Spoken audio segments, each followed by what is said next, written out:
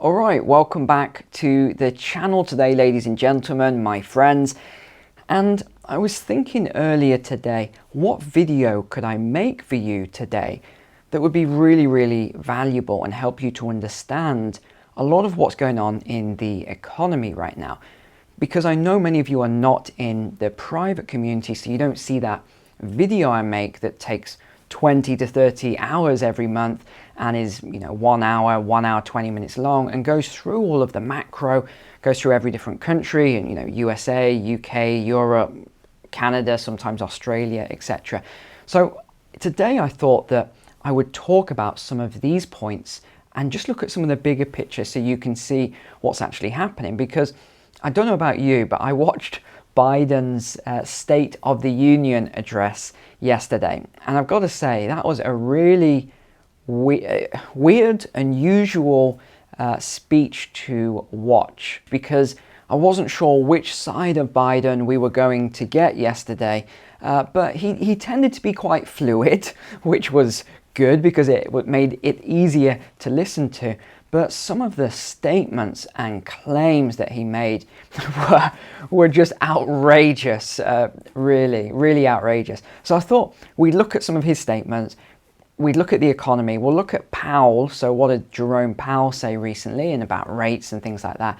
But we'd also look at Janet Yellen, who is about as out of touch as anybody can really be on the economy, and what she said about jobs and things like that. So let's begin there then. And the main point I want to focus on is that Biden said, and he keeps saying this quite a lot. He keeps drumming it in. I think it's that whole say it 7 times principle, and people will start to believe it. And he keeps going on about how the USA has the strongest economy in history right now. But another claim that was made was that Biden's paid off all this debt. I don't know exactly how much it was, $1 to $2 trillion basically. Well, again, that is just not accurate. And if we just look on the shared screen here a moment, I mean, this stuff is not difficult to fact check. You go on here, United States government debt, and you look at the level of debt, and you can see this chart is increasing. It's not going down. We can then look at the debt clock. We can look at all these things and we can see what's happening. It wasn't long ago I said we were about to hit $31 trillion of national debt in the USA. Well, look where we are now. We've added, well, I keep saying we, it's nothing to do with me or you, this is the government. They've added $541 billion in a very short period of time. And now we've got all of these arguments over the debt ceiling, which is going to be very interesting to see what happens. But every time this has happened, you've seen a shutdown, you've seen issues like this, and then they raise the debt ceiling again. So in January 23, the nation hit the 31.4 trillion debt limit Congress passed in 2021. So again, not long ago that the debt limit was passed, and now they need to lift it again. Republican lawmakers control the House of Representatives and said they won't raise the debt limit unless Democrats, who control the Senate, agree to budget cuts. And this is the key thing. Budget cuts are needed right now to bring this debt level down. And a lot of people always say, no, Neil, we can just keep printing more and more and raising the debt and it's not going to make a difference. Well, that is not actually correct. And the reason it's not correct is, yes, there is a huge demand on US dollars around the world, and there will be for some time yet. But eventually, you are going to create too much inflation if you just keep creating more and more currency without any sort of limits on that. So what else have we got here? A 5.6 increase year over year was the national debt. By August 2022, the national debt had grown to 30.8 trillion. Now, if we look down a little bit here, so one of the things he took a lot of credit for was the Inflation Reduction Act, which I've said many times is not an Inflation Reduction Act. It's actually an Inflation Explosion Act. You just haven't seen it yet. And I know people think this theory that I keep pushing out is crazy, and I get it all the time, and I read the comments, but I really do believe this is what's going to happen. We're seeing this level of disinflation coming in now. which means the inflation is lowering. But I do believe that we are going to go into a period again of more inflation. And I talked about this before, and I'm not sure if it's going to be 2 peaks or 3 peaks, but I definitely think we're going to see a second peak. And I was listening to an interview today with Cathie Wood from the ARK Fund, who is, the go-to guru for all the media outlets, even though she's been completely wrong for the last 3 years. And the interview was baffling, and I'm sure if you've watched her for a few years, you'll understand what I'm saying here. But she was talking about how they've been right all along these last 3 years. We've been right. No investors have left. We've been calling deflation for 3 years, and now deflation's here. Deflation isn't here. We're just seeing disinflation.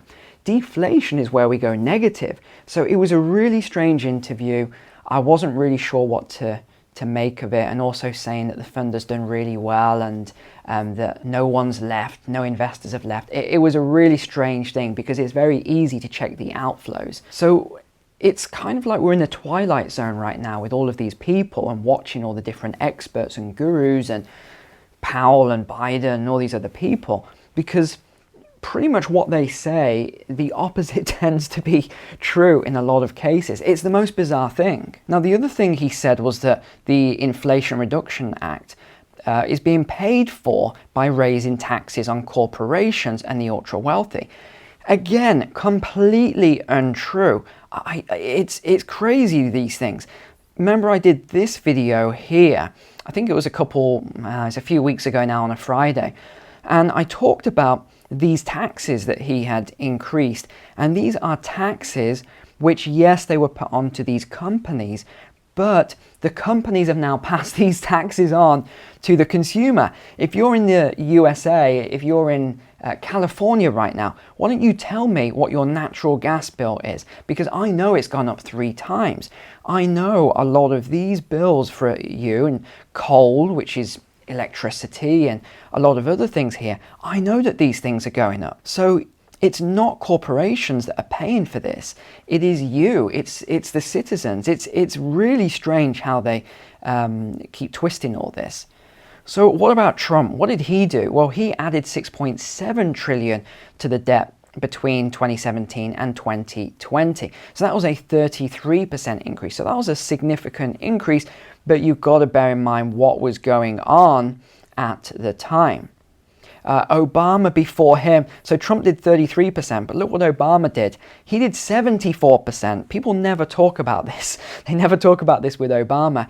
George Bush, 101% increase. And you can just keep going back.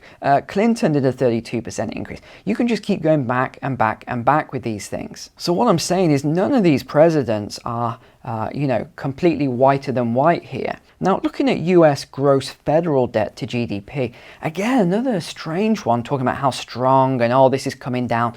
No, it's not. This is data. You know I love my statistics and data because you can't fool me. The media can't fool me, not that I ever watch it, or if I do the polar opposite of what they say, because I just look at the numbers, and I highly recommend you do the same.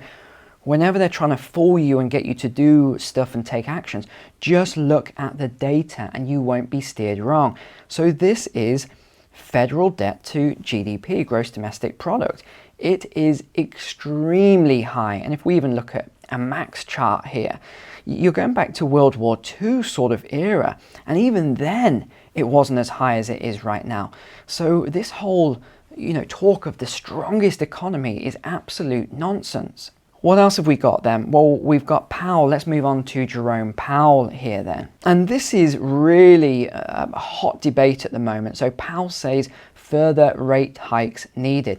So the markets have already factored in or priced in that there aren't going to be any more rate hikes. They think maybe another 25 basis points, but that is pretty much it. They are not anticipating more rate hikes. And this is what I find really worrying and disturbing about the Fed and what their strategy is right now. He said if the job situation remains very hot, so we're talking about employment here, and I'm going to show you that they are way off on the unemployment numbers. I mean, it's so far off, it's ridiculous. He said it may well be the case that we have to do more. That is what is disturbing. So he's basically saying there that they want to create more unemployment. They want to destroy more jobs, because when they were referencing all the layoffs that have been taking place, and if you think with all the tech companies, huge amounts of layoffs, he's saying it's a start, but it's not yet enough. That tells you what their priorities are. They don't want to bring inflation down with the usual metrics, the important metrics, and cutting a lot of the budgets and and the other thing that made me laugh was Yellen said Biden's top priority is bringing down inflation. Well, newsflash, you don't bring down inflation by creating more money, more currency. I mean, this is just basic economics 101. Currency supply. You expand the currency supply. You've now got more currency chasing this same pool of goods and services.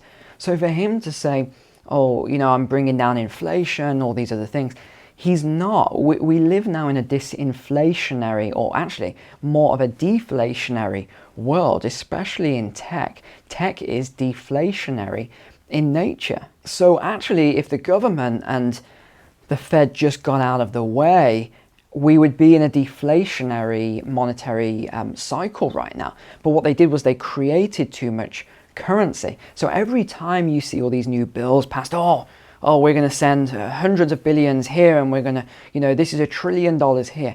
That is inflationary in nature. Do not believe the double speak where they say it's an Inflation Reduction Act. No, it expands inflation. And you keep hearing this, which is ignored by the markets, where they say they're determined not to declare victory prematurely. So again, they're talking about inflation. And I believe it's because they've seen what I've seen, and that there may be this second peak of inflation coming. And it's very hard to know when it will come. But do I see what I've heard a lot of economists saying, and that we're going to be very close to this 2% inflation target by year end, or Cathie Wood thinks we're going to be below it, and all this strange stuff? No, I really don't see inflation at 2% by year end. I really don't. Maybe 4 or 5%, but 2%, no, I just don't see it. What else has Powell said? He's argued that easing pressure in the labor market is part of the answer to calling off inflation in core services, excluding housing, a measure he has highlighted. So this is what they're not liking at the moment. They're not liking these 53-year lows, which is complete nonsense, by the way. And I want to show you this in a moment when we've got some alternative data. But here's Janet Yellen called the US economy strong and resilient. I think she's honestly been drinking this Kool-Aid way too much. She's got some sort of cognitive dissonance going on here. And I guess that's what happens if you start believing your own lies, saying it remains on a path where a recession can be avoided. No, we're already in a recession.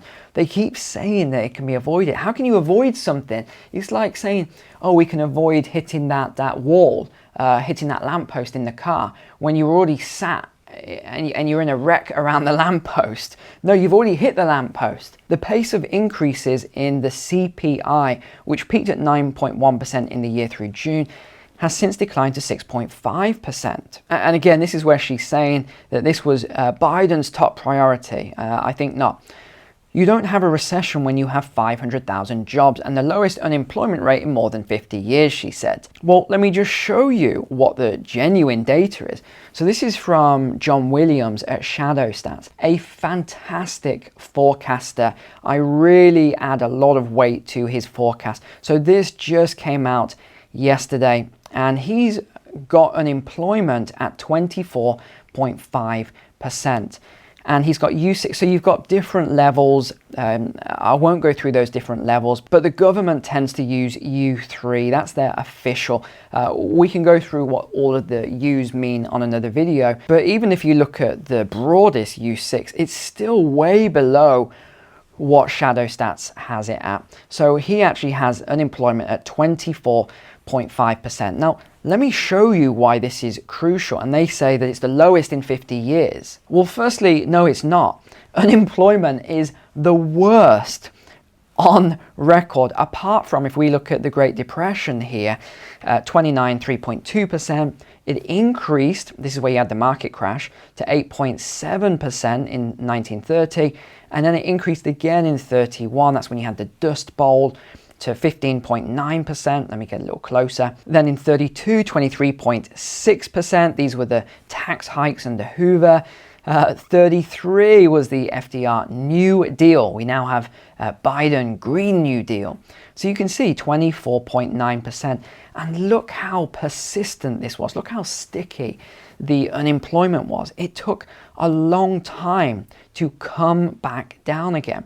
And it wasn't really until the war that we started to see a dramatic decline in unemployment. And by 1944, when Bretton Woods actually happened, we had a 1.2% unemployment rate.